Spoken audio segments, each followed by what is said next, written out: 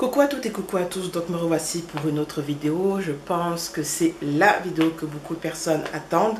Donc c'est comment trouver un emploi qualifié à Montréal. Je dirais même au Canada en général, mais comme mon expérience professionnelle s'est déroulée et se déroule encore à Montréal, donc ça va vraiment beaucoup se situer à Montréal, mais ce sont des suggestions et des astuces que vous pouvez aussi appliquer dans d'autres provinces ou d'autres territoires du Canada. Donc, comme je dis, c'est comment trouver un emploi qualifié, c'est-à-dire l'emploi dont vous êtes diplômé, dont vous êtes qualifié, donc pourquoi le Canada vous a choisi. Parce que le premier emploi est vraiment le parcours du combattant. Et il y a un blog qui est Les Gaou à Toronto. La blogueuse a fait un excellent article sur la fameuse expérience canadienne, la fameuse expérience québécoise, si on est au Québec. Oui, première expérience, mais pas n'importe laquelle, pour éviter de vous retrouver piégé dans ce qu'on appelle au Québec, dans les job-ins. En français de France, on dirait les petits boulots. Donc voilà, donc ce sont des astuces que j'ai moi-même appliquées. Ce sont aussi des astuces que j'ai vues, qui ont été faites par d'autres personnes. Donc, on y va.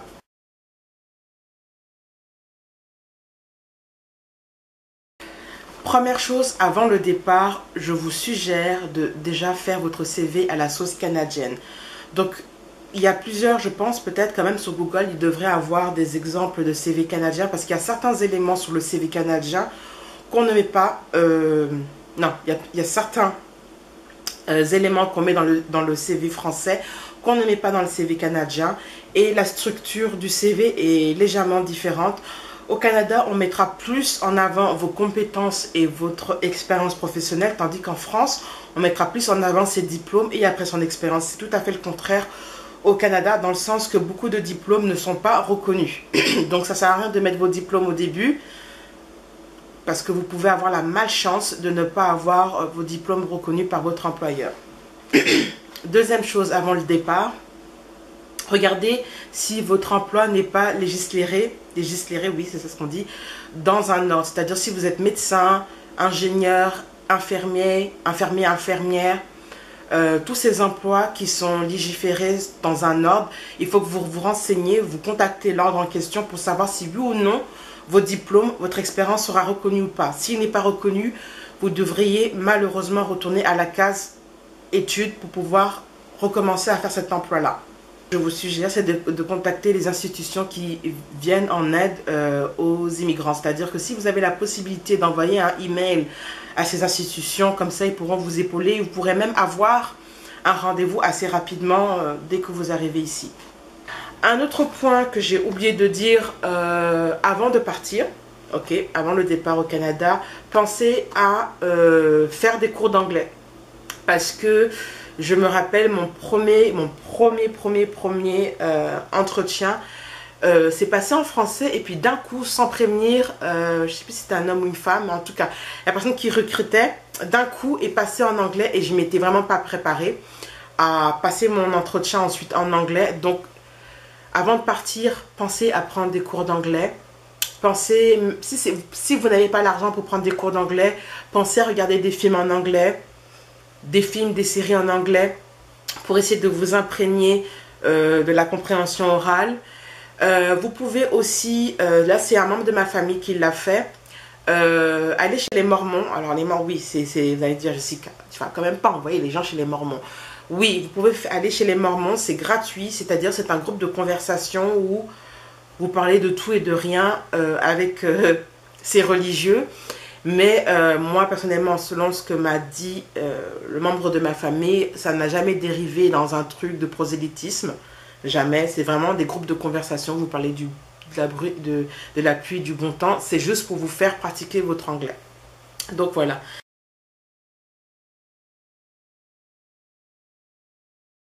J'ai parlé tout à l'heure de la fameuse expérience canadienne. Alors, je reviens sur le site des Gawa à Toronto. Je mets en lien son article où elle explique, je fais le résumé de son article, que malheureusement le fameux premier emploi, la fameuse première expérience canadienne ou québécoise, c'est ce qui va débloquer votre situation professionnelle ici. Mais le problème, c'est qu'on ne peut pas faire n'importe quel emploi pour avoir sa première expérience professionnelle ici. C'est-à-dire que si vous faites un emploi qui n'est pas dans votre domaine, essayez au moins de faire un premier emploi qui s'y rapproche. Je prends mon exemple à moi. Moi, je suis secrétaire médicale. Mais je n'ai pas réussi à avoir un emploi de secrétaire médical dès le départ.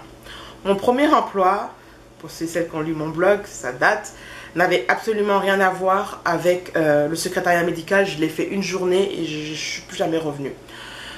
Mon deuxième emploi, c'est pas du tout dans le secrétariat médical, mais ça reste c'est resté dans le domaine social. C'est pas vraiment, voilà, du secrétariat médical, mais ça s'y rapprochait.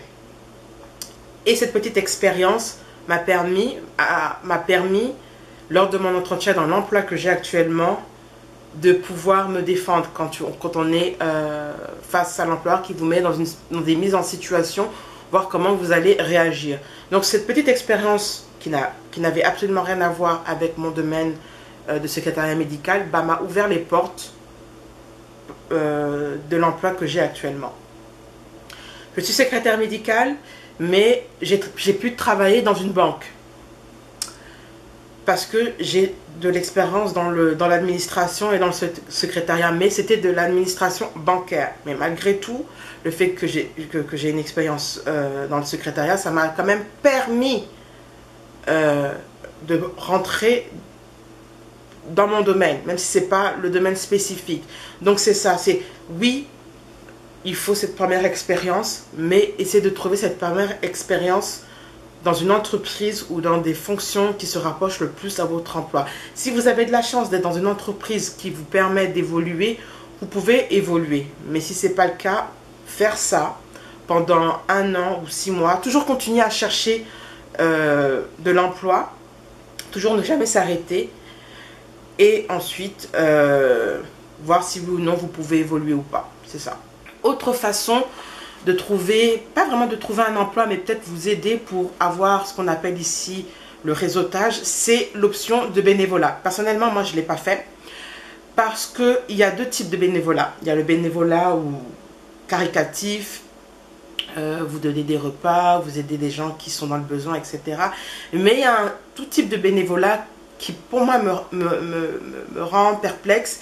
C'est le bénévolat, c'est comme un stage, en gros, où vous travaillez, où vous donnez votre temps à une entreprise et ce qui vous permet d'acquérir, ou je dirais prendre la température de l'ambiance, des us et coutumes du pays dans lequel vous venez d'arriver, c'est-à-dire au Canada.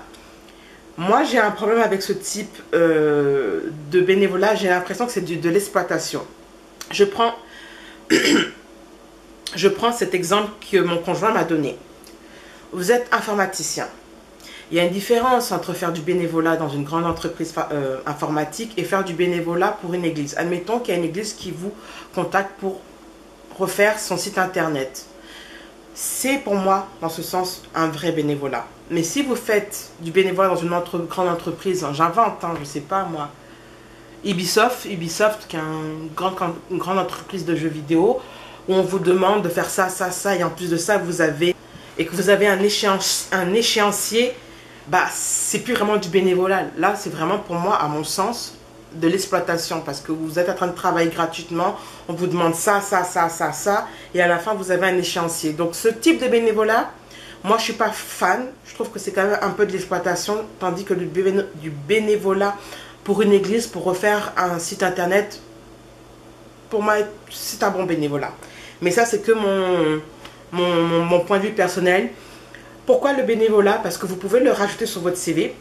Ça compte comme expérience et en même temps, oui et non, ça pourrait vous permettre d'avoir un réseau, c'est-à-dire de connaître du monde, voir avec ces personnes si ils n'ont pas entendu qu'il y a tel emploi qui est à pourvoir. Les autres moyens pour trouver un emploi au Canada. Les agences d'intérim qu'on appelle ici des agences de placement. Donc, comment ça se passe? Vous appelez pour prendre un rendez-vous, on vous donne le rendez-vous, vous arrivez avec votre CV, on prend votre CV, vous passez une batterie de tests pour voir un petit peu si oui ou non selon les résultats que vous allez avoir, vous pouvez postuler à certains emplois ou qu'ils vous trouvent un emploi. Donc voilà. Alors le conseil que je vous dirais quand vous vous inscrivez dans une agence d'intérim ou agence de placement comme on dit au Québec, c'est de les appeler. Parce que l'erreur que j'ai faite, c'est que je me suis inscrite à Manpower, à Déco, Randstad et compagnie, et j'attendais qu'on me rappelle pour un emploi. Ne faites jamais ça. J'ai rencontré un Français qui, lui, a fait la même chose, mais à la différence de moi, c'est que lui, pratiquement chaque semaine ou pratiquement tous les jours, il appelait pour voir s'il y avait un poste qui se libérait. Et ça a porté ses fruits. La conseillère a été... pardon. La conseillère a été bluffée par sa détermination. Elle lui a dit que c'est la première fois qu'elle voyait quelqu'un aussi déterminé, c'est-à-dire que généralement, les gens déposent leur CV et ils attendent qu'on leur rappelle, tandis que lui, il les harcelait tout le temps pour voir s'il y avait de l'emploi et elle a vraiment apprécié cette démarche. Et je pense qu'en moins d'un mois, ce gars a réussi à avoir un premier emploi par une agence d'intérim dans une banque. On a tous les deux travaillé dans une banque.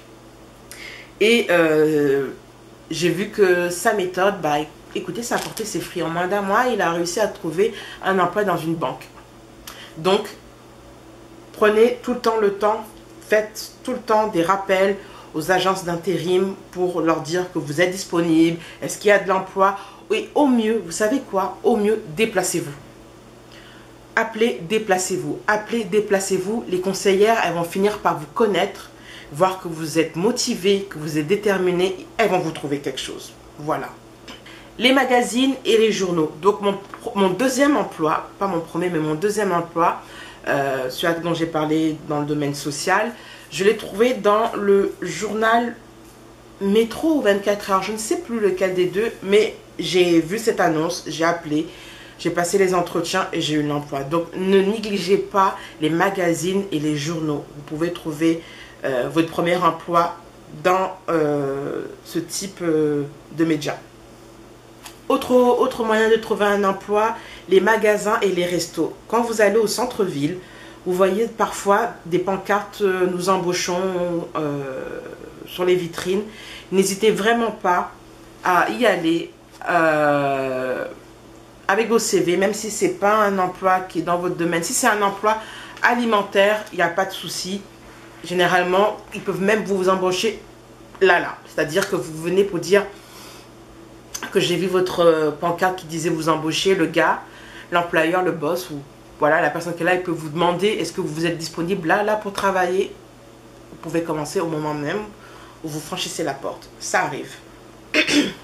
Autre chose, il y a Internet. Alors Internet, c'est l'outil principal que beaucoup d'immigrants vont utiliser pour trouver de l'emploi. Donc, je vais vous citer quelques sites, les sites que j'ai utilisés pour ma part pour trouver des emplois. Je sais qu'il y en a d'autres, mais je ne les connais pas tous. Je cite ceux que je connaisse. Jumboom, pour moi, c'est vraiment le meilleur site internet d'emploi que j'ai utilisé. J'avais beaucoup d'entretiens qui malheureusement n'aboutissaient pas forcément à l'acquisition de l'emploi, mais j'avais pas mal de retours grâce à ce site où je déposais mon CV et j'avais des appels. Workopolis. Alors Workopolis, c'est plus anglophone à mon goût, mais vous pouvez aussi déposer un CV en français, mais je vous dirais de le faire aussi en anglais, votre CV, on ne sait jamais, parce qu'il y a des personnes qui se limitent pas à une seule province, mais qui déposent dans plusieurs provinces, et hors du Québec, il faut l'anglais. Emploi Québec, c'est l'équivalent de l'ANPE de France, donc c'est le site officiel pour trouver de l'emploi. Donc vous pouvez aussi déposer votre CV, et des fois vous avez même les mails des entreprises. Donc vous pouvez déposer votre CV directement sur le site de Emploi Québec et vous pouvez le redéposer sur le email de la personne qui recrute. Les sites des entreprises aussi, il y a certaines entreprises qui, par exemple, Emma Québec, qui est l'institution qui s'occupe des dons de sang. Sur Emma Québec, vous avez des offres d'emploi qui y sont indiquées. C'est-à-dire que vous allez sur Emma Québec, vous cliquez sur emploi et vous voyez tous les emplois disponibles. et comme je l'ai dit tout à l'heure, le bouche à oreille. Sur ces petits mots, je pense que j'ai fait le tour. J'espère que ça va vous aider. Et encore, excusez-moi d'avoir tardé à faire cette vidéo, mais c'était quelque chose qu'il fallait que je prépare bien, que je n'oublie rien. Et en même temps, avec ma vie de maman, j'ai pas forcément le temps de faire des vidéos assez régulièrement. Et puis en même temps, je n'ai pas encore trouvé tous les thèmes qui pourraient vous aider. Donc n'hésitez pas à me suggérer des sujets, sauf bien sûr les sujets de comment émigrer au Canada. Là, je suis désolée, je ne répondrai pas. Je ne peux pas faire de vidéo de ce genre parce que ça fait 7 ans que j'ai immigré, les règles ont changé et en même temps, ça dépend si vous passez par le Québec ou si vous passez par le programme du fédéral ou si vous passez par les candidats des provinces, c'est pas la même chose. Donc c'est ça. Donc vous pouvez me poser n'importe quelle question, sauf des questions qui touchent comment émigrer au Canada, parce que je n'y répondrai pas. Donc voilà. Sur ces petits mots, je vous souhaite une très bonne journée et j'espère que cette vidéo vous a aidé. Bye bye.